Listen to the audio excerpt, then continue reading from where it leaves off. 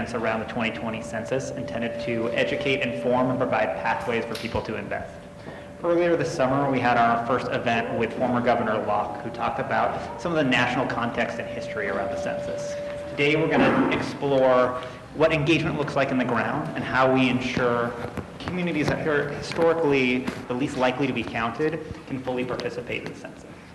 Knowing that a decade's worth of data, dollars, democracy are all wrapped up in this census, we want to make sure that everyone can be counted, regardless of the political rhetoric at this time. My role as Managing Director of Policy and Civic Engagement at the Seattle Foundation includes leadership for all of our efforts around the census. A part of that is establishing the Regional Census Fund. I feel really proud that we have some recipients of that funding here with us today to talk about their work, and want to thank our partners in the Eastside, in the cities of Bellevue, Redmond, and Kirkland for participating and leading that with us, as well as acknowledge King County and the City of Seattle for their role in that effort. This is all part of our catalyzing community impact strategy here at Seattle Foundation, an effort informed and inspired by our community partners intended to lift up and elevate the voices of communities less likely to be represented, ensuring they're able to shape and drive the systems that are affecting them. That's been proudly supported by our board of directors, as well as our leadership at Seattle Foundation. I want to recognize a couple of our board members, John and Janet, and thank them for being here as well. With that, I'm excited to introduce our panelists of experts who are leading this work on the ground and have intimate knowledge about what it looks like to work with community to ensure they are engaged with the census. First, we have Cherry Kayabiev of the Washington Census Alliance. Cherry is the owner of Kaya Strategic, an equitable strategies consultancy on systems change in the government, philanthropic, and private sectors. Cherry is the co-founder of the statewide Washington Census Alliance, a coalition that serves as a strategic advisor to that coalition. Lalita Upala of the Indian Association of Western Washington. She is currently the director of Indian Association of Western Washington Community Programs and a King County Immigrant and Refugee Commissioner. And then Debbie Lacey of Eastside Refugee and Immigrant Coalition, or ERIC. Debbie is the co-founder and director of ERIC. She's also a community advocate and facilitator specializing in intercultural competency and community organizing. Today, our panel is going to be moderated by Mark Baumgarten, serving as our moderator. Mark is the news and politics editor at Crosscut, where he oversees a team telling the stories of Seattle and Washington State. Before working at Crosscut, Mark served as editor-in-chief of Seattle Weekly. So I'm happy to turn it over to Mark to kick us off. Great. Thanks, Aaron. I think that it's important to, I'm in the trade of storytelling, and so when I think about census, I think what's the story, and I think that baked down to its essence, the story of the census is a story of power, and it is about the distribution of economic and political power at its core. That's what it is. I'm really excited to talk to you all about maybe how that fair distribution has been challenging. And what you're actively doing to try to make sure that there is a fair count. As just sort of a table setter, it was a few political firestorms ago, so you might have forgotten, but President Trump ordered the Secretary of Commerce to put a citizenship question onto the census. The argument of the administration was that it was in order to enforce the Voting Rights Act. Critics of the president said that it was in order to suppress communities that had high immigrant populations and people of color. The Supreme Court struck that down in June, which was kind of a surprise because it's a conservative Supreme Court. They left the door open for the possibility that the administration could present a reasonable argument, but the clock ran out. The census forms were being printed, and so the citizenship question will not be on the census. But that does not mean that the story ends there, which I think is what we're going to hear about right now. So I'd like to start out just by going down the line here, and maybe having each of you tell us a little bit about sort of what you do and what the attitudes towards the census are that you're running into in your work. So, Cherry, let's start with you. Sure. Hi, everyone. Thank you so much for having the Washington Census Alliance here today. And so our coalition, which is a statewide coalition, really came about in 2017 in response to being aware that there was a potential citizenship question coming up. There is also demand and request for an LGBTQ question to be included in the census. And with the current social political climate that had just arisen around that time and still stays today, there's a lot of concern on ensuring that there was a strong count of historically undercounted communities. And so the Census Alliance formed, and we are now a statewide coalition of over 80 nonprofit organizations across the state, almost in every county.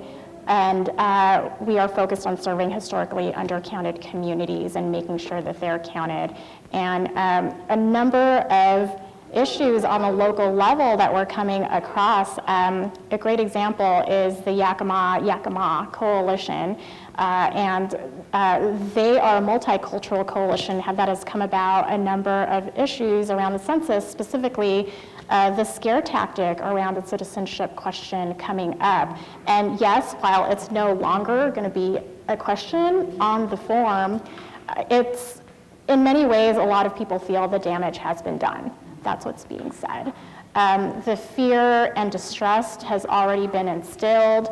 It's been magnified by what's the ongoing demonstration of non-support of immigrant and refugees in this type of political climate.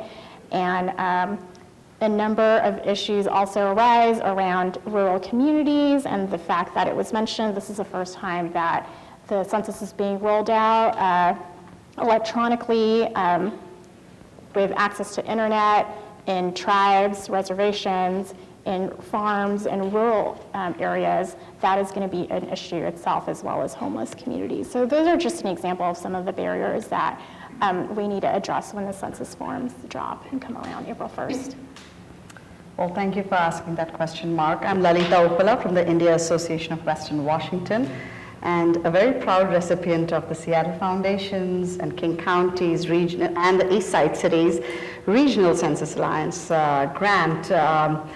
In a way, this grant has really empowered us to address the deeper needs of our community, and we're always grateful for that faith and trust that our stakeholders place in us. Getting to what has this, what are we seeing in our community, some of the challenges. The Asian Indian community has significant number of H-1 visa holders who work in this state and across the country and pay their taxes, have H-4 visa dependent spouses and children. We come from a country that does not give dual citizenship. India does not give dual citizenship. So there is a significant percentage of our community that prefers to hang on to their birth country by taking on the green card. And so there are these different levels in our own community. The citizenship question has already added enough fear and mistrust, along with a certain hate mentality that has developed towards people of color. And our community that is from the H-1 visa worries constantly about getting their green cards, which are probably 45 to 50 years down the road for them currently. And there's a constant shift and change in immigration policy. So all of that taken into consideration, there is a lot of misinformation that has spread among our community that the census forms are only filled by citizens. They assume that even green card holders and the H-1 visa, a dependent community, does not fill those forms. And the other challenge that we see is that we come from a culture where political engagement, people are disenchanted with that process. And we tend to mistakenly merge that civic engagement process into political engagement, and neither is actually not honorable. It is important for us to be engaged. So we have all of these different levels of challenges that we constantly work with it. To add to it, what Asian Indian community is uniquely positioned in is that we tend to live in our silos that are defined by language and religion and socioeconomics.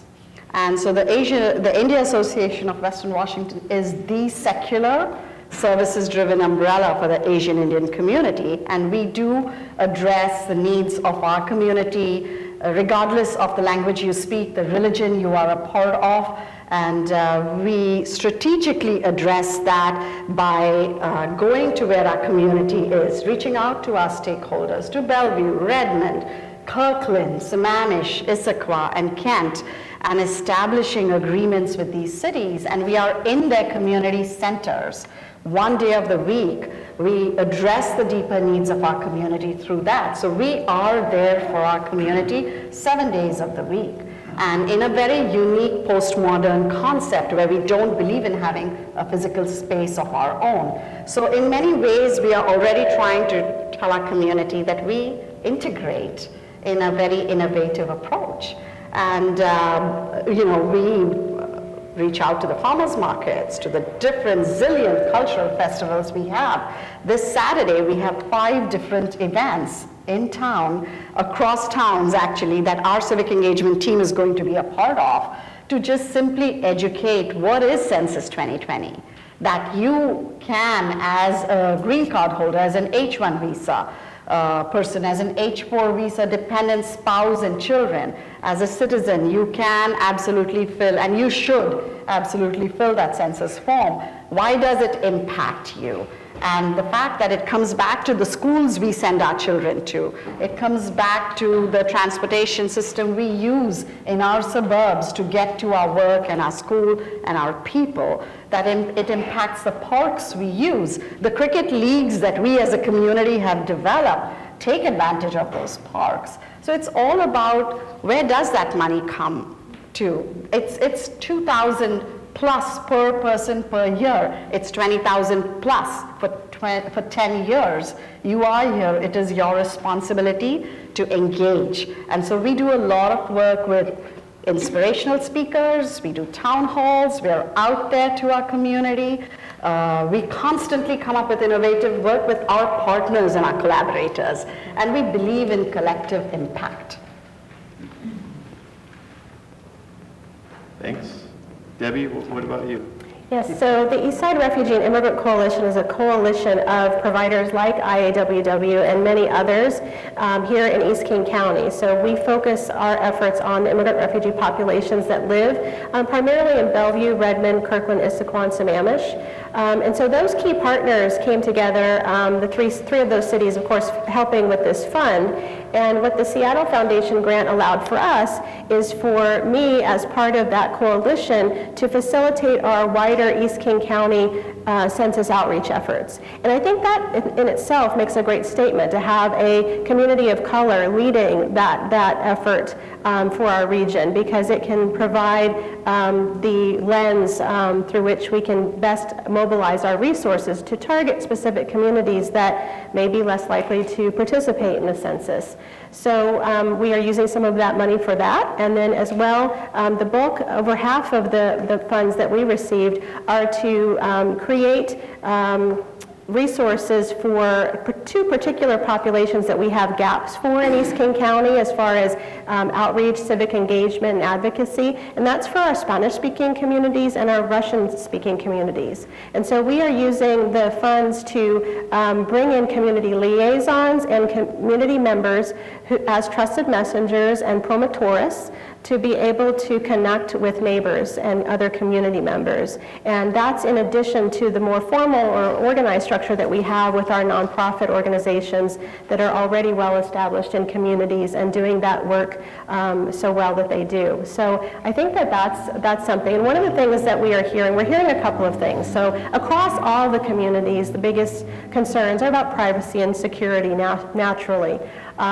Taking that a step further, when we look at the messaging that we're trying to use about that, when we reassure people that Title 13 exists, that protects their census data from being misused in any way or shared with other government entities, one of the things that we hear back is that communities will say, well, this administration has many lawsuits against it for breaking laws and conducting executive orders that are illegal. And so their question back to us is, basically what guarantee do we have that Title 13 will be preserved?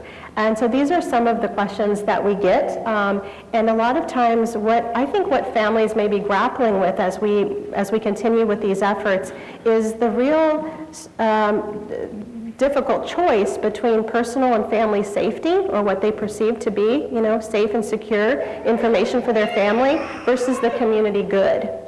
And so one of the things that we're trying to get across is that, first of all, that the community good is also personal to them and for their family too, and do the best that we can to give them the information so that they can make the best decision about participating in the census to the level that they feel comfortable with. So those are some of the things that we've been working on, and we're committed to continuing this effort with our full outreach launch starting in January. So right now it's about preparation and training, and then we will hopefully be ready to go in January with extensive community-wide efforts. Well, thanks. That's a great overview of what you all are doing, and it's a lot of work, it sounds like. I'm curious, it sounds like there are a few challenges that you're facing. One is just about knowledge, about how the system works, whether or not you can participate, and then there is an element of perhaps ambivalence, and then there is an element of fear. And I'm curious if you have an understanding, or if any of you were participating in 2010 during the census, about what exactly is different now, and what were the challenges in 2010, and what are the particular challenges now? Lolita, you went into it a little bit, but I'd be curious about what those outreach efforts look like in particular, as far as trying to battle back, in particular, the fear, but the other elements too.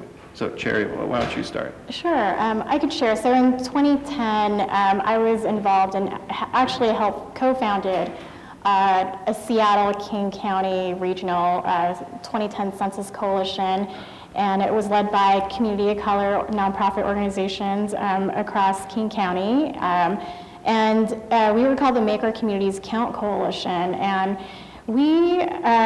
it was the first time that we had formed that kind of a census coalition of that nature, and it was exciting to be able to convene with very, very limited resources. Again, the census is decennial, and not everyone thinks about it or it's on their radar screen, so there are always limited resources around the census, and there was not enough investment back then to local community groups to work on the census. So we kind of took it upon ourselves to come together, advocate, and work with local governments to see what we can do and partner around getting out the count locally. And I can say that some of these issues that we have now around fear and distrust, around not knowing or being aware that everyone should be completing their census forms, are issues that have been happening in previous and almost all decennial censuses in the past. The difference this time around, it's that it's significantly amplified. Again, with the current social political climate that we're in. For me, this is my third census. I started working on the census in 2000, and I'm helping form that coalition in 2010. And in those previous two censuses, in my experience, they were administered federally by a completely different presidential administration, where there was more investment, more resources. The last, Gary Locke was the Secretary of Commerce who administered the census 2010, and there was a lot more commitment to resources and to investing in the census and ensuring all communities are counted. And I could see the stark difference. I mean, in 2000, when I worked on the census in Southern California, there was more swag. We're not seeing much swag come in from this administration because their budget is so tight and underinvested. But we had mugs in 14 Asian Pacific Islander languages back in 2000 that we were able to give out as swag. And that was, and it was so forth, with other communities of color. But I mean, that's just to exemplify from previous experience the stark difference and the lack of investment and support in ensuring all of our communities are counted this time around, especially by this federal administration. It's interesting because I do remember the census, the last couple censuses, feeling more like celebrations of the diversity of the country, right? Like an embrace and an outreach. Which we're not really seeing right now at all. Lolita, were you involved in 2010 at all? So this, I think I was. I know I was, but let me correct you. That I know I was, but was I as involved as I am today? Was I as resolute in my goal to, include my community and get them energized? I was singularly involved in it. And I think my ask of my community is to not be who I was in 2010, but to be who I am in 2020 coming up. To be about the movement and to not be about just one person. Because if you are just about yourself, it's just not enough anymore. It is about carrying us together, that collective impact that I keep coming back to. It's about that. And I think the last census, yes, there was a celebratory air around. Everybody loved the fact that we were getting these gifts and that it was all about just getting those forms filled in. But there wasn't this fear and this anxiety. And even for those of us who have taken up citizens, I don't know what's going to happen to me down the road. If this is the rhetoric that I keep getting, I don't know if this is where I've come to raise my children. I stepped away from a land to get oxygen to breathe. And do I have that oxygen to breathe? And do my children have that? Will they have that? That is what I'm looking at right now. So to me, I'm very energized right now, and I'm all about the movement, and that was a different time where I felt safe. Today, I don't feel safe. And I don't feel safe not just for myself and not just for my community, but it's about everyone in this movement. And so that's what I feel the difference is about. It's about the fact that there's an energy to step up and go beyond yourself and do something that's bigger and better.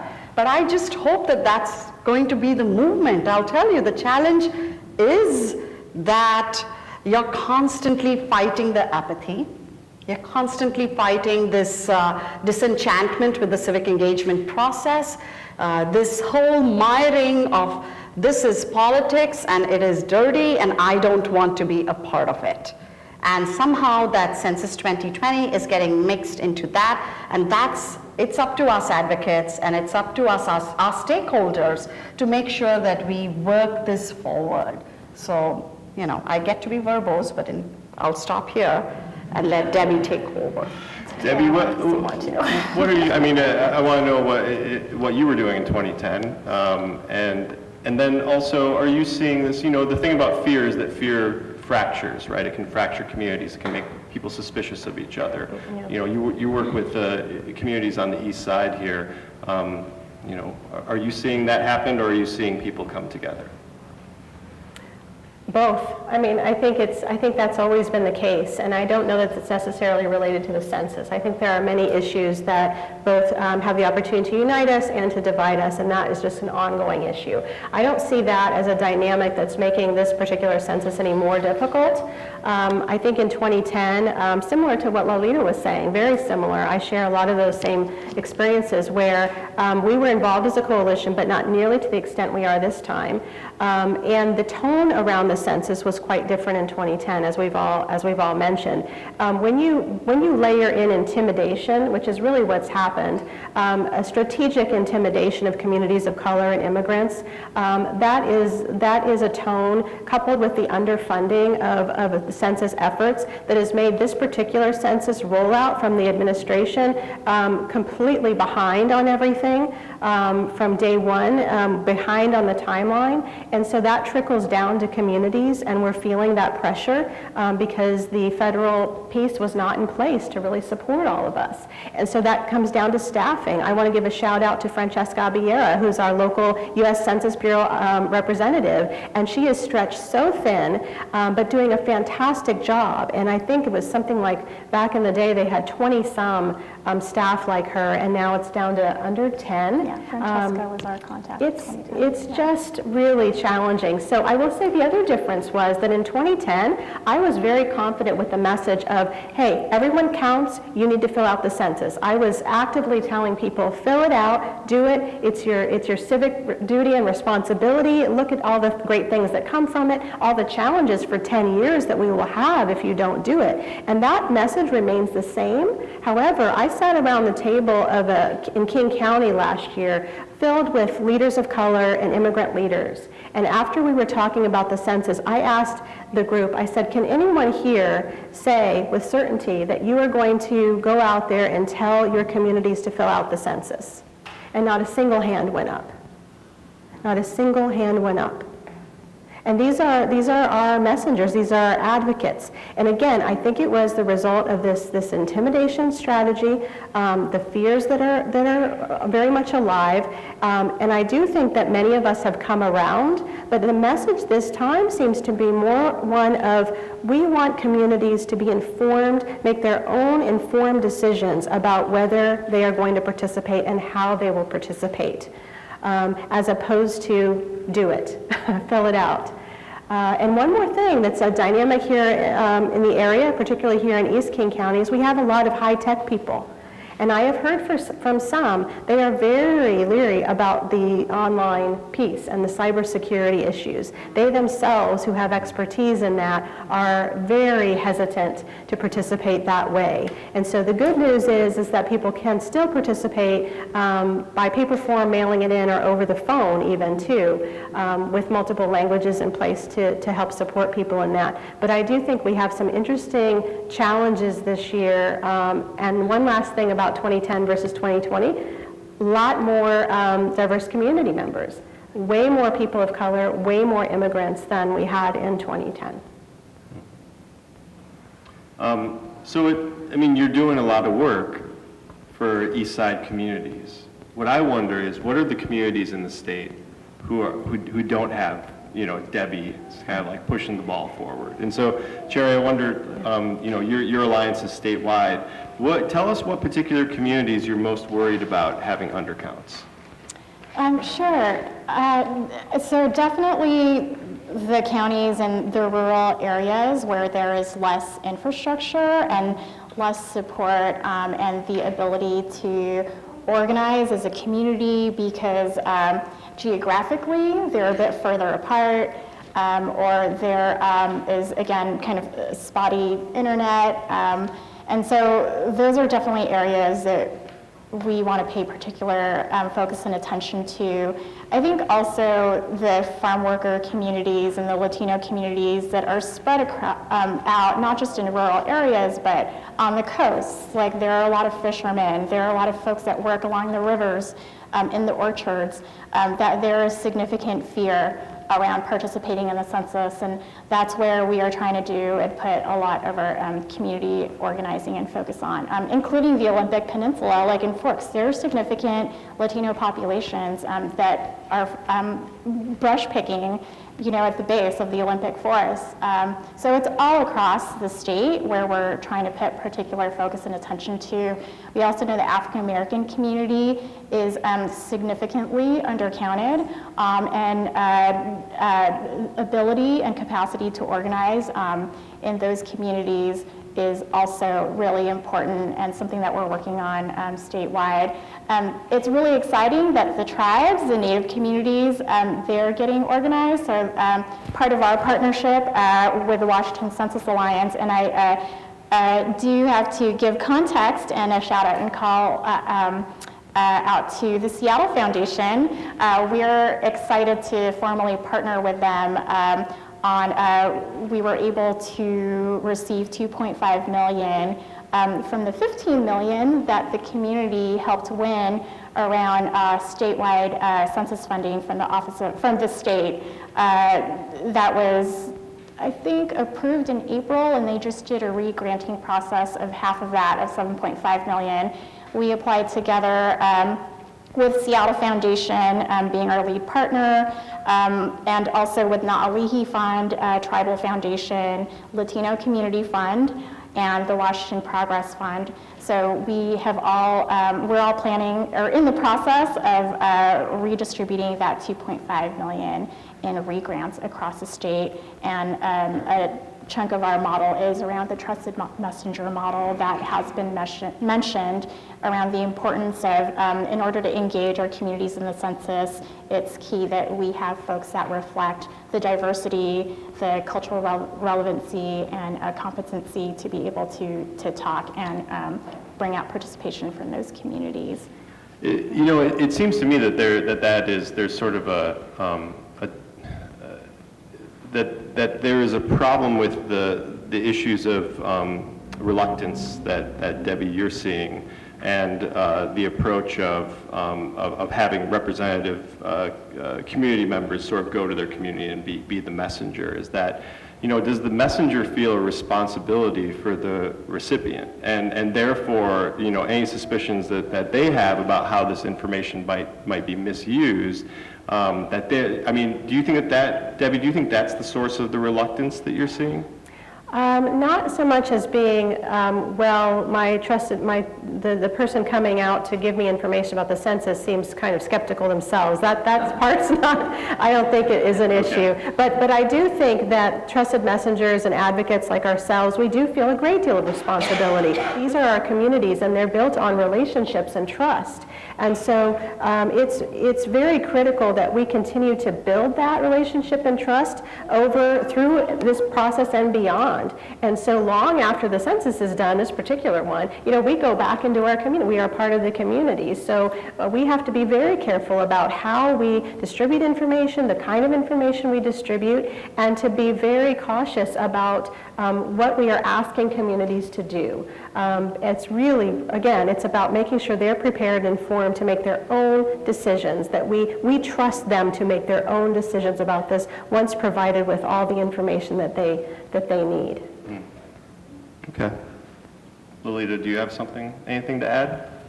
No, I think I agree with Debbie that the trusted messengers that you use have to be given that empowerment to be able to make decisions. How far do you go in that conversation? What is the mode of advocacy you're using at that time? And the body language that you have. The day of the week you walk into that space and talk to those people, because this work has to go above and beyond for the years to come. And we are those bridges to our community, and we take our work with a huge amount of responsibility, because our community puts that trust in us, and we have to be true to that. So when we create our civic engagement team, when they have their youth ambassadors and the women who come to our career advising workshop, and when we address them to take that message home, because you can go to the schools and you can empower the students with that information, but how do you get that information from the school to the dinner table, from the community spaces to that dinner table? Where is that black hole in the middle, and what is the modus operandi that you use to get that message across is really very specific to each community and each pocket within that, and to really trust your messengers and have this faith. And we work with that constantly, and we call out each other on that, and that, I think, takes us the longer route. So those trusted messengers and the method we use to use them, we have to be very cognizant of trusting them with the process. I just want to note that we will be taking questions, so I'm going to let Debbie weigh in here, and then I got one more question, and then I'm going to throw it to you. So start formulating. All right. I've just been very sensitive to listening to our conversation up here and how negative and heavy it all sounds.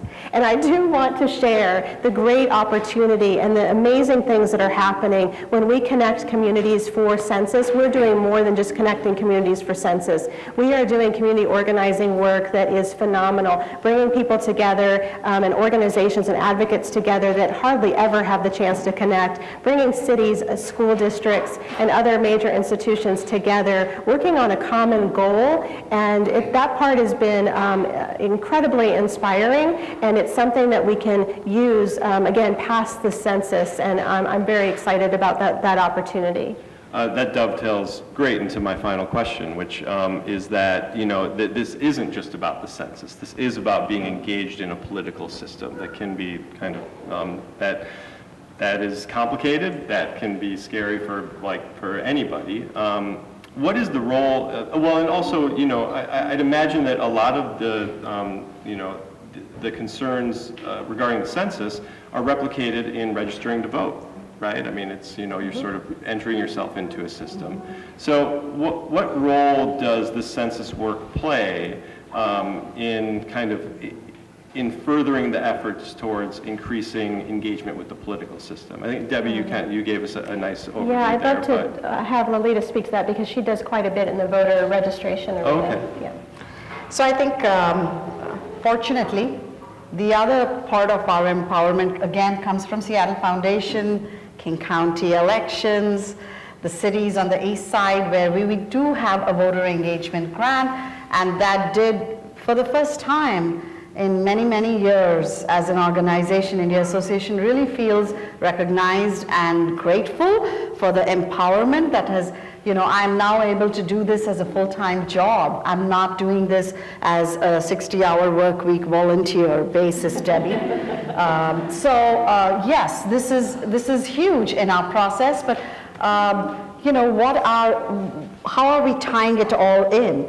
So our civic engagement coordinator, who's sitting right here, when she's out in those farmers markets, when she's out in our cultural events, she's constantly having our census fact sheet and our voter registration form together. And she has her youth ambassadors who work with her, who are equally skilled at advocating to both. But it's not just going out and doing field work. Tonight, we have the City of Bellevue's City Council's Candidate Forum in North Bellevue Community Center. We have the candidates who are running for Bellevue City Council coming over. So we're filling in the different spokes of the wheel, but doing it through different methods. What works? Something works for one individual and another event works for somebody else. So our candidate forums, our outreach effort, our town halls that we bring in to educate our communities about what is affirmative action and what is this that is coming on the ballot that is scaring you or me. And let's bring in a nonpartisan speaker to talk about this. Making our youth ambassadors, making those 2-minute videos that use inspiring leaders in our community to talk about, to give their messages, and use that in our social media, use that in our WhatsApp, use it in our newsletters. So we have a very multi-pronged approach, and we know that we meet the community where our community is, and we know we meet them through mental health advocacy, through advocacy on wellness, on early childhood education, youth leadership, senior support services. They reach out to us for a zillion different needs. And during that process, we very innovatively weave in the advocacy for Census 2020, for voter registration, for those citizenship workshops. How difficult is it? I know I went through the citizenship application process. I was forever that green card holder. I was forever that person who said, I don't want to vote. I love my country that gave birth to me, that gave me this culture. well, I don't anymore, but what does it take to fill that application? How difficult? And I said, I'm not going to go back to my passport and look through how many trips I've taken back home and back and put all of those dates in. It's exhaustive. Now, to have these collaborative partners with Eric, with Eastside for All, with the South Asian Bar Association, with ELAP, all of these amazing individuals and organizations that can come together, provide these citizenship workshops, make that step that much easier for those of us who look on it as a challenge. So there are different spokes that go into the wheel of advocacy that we as an organization use. And it again ties into collective impact. And I'd love to give an example as well of the importance of participating in the census and the civic trajectory from that, from the experience with 2010. But with our Make Our Communities Count Coalition and with 2010, there was so many communities of colors that participated in the census that the state gained a congressional district. We gained a 10th congressional district. And you can see here, I was involved and was actually the lead community organizer for the effort to have Washington's first ever majority people of color congressional district, and that's here, the 9th congressional district, which is Congressional Adam Smith. So that was an effort that came out of census data. So many people participated in the census here in Washington that we gained a new congressional representation in DC. Another piece to that is with our local Make Our Communities Count Coalition, the census organizer that I happened to hire was Vietnamese.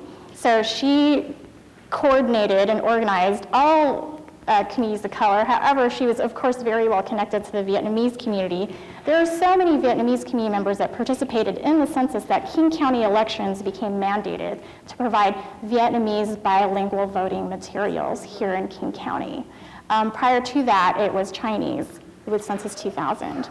And I think that you can see when you have voter pamphlets and materials that show your community's language, reflect that of your community, you're going to see an increase in pride and civic participation and wanting to get out there and vote.